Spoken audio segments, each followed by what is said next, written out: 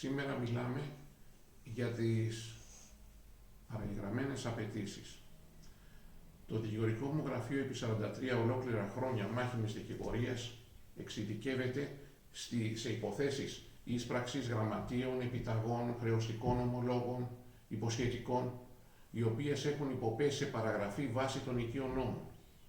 Είναι αδιανόητο για μένα, ελαφρά την καρδία, να θεωρούνται παραγεγραμμένες οι απαιτήσεις από τέτοιου είδους αξιόγραφα, επειδή παρήλθε ο χρόνος που ορίζει ο οικείος νόμος.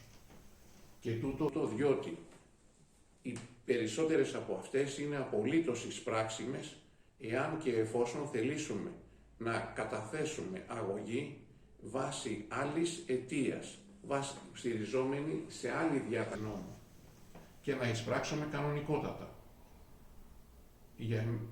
Φρονώ ότι έχουμε τη δυνατότητα.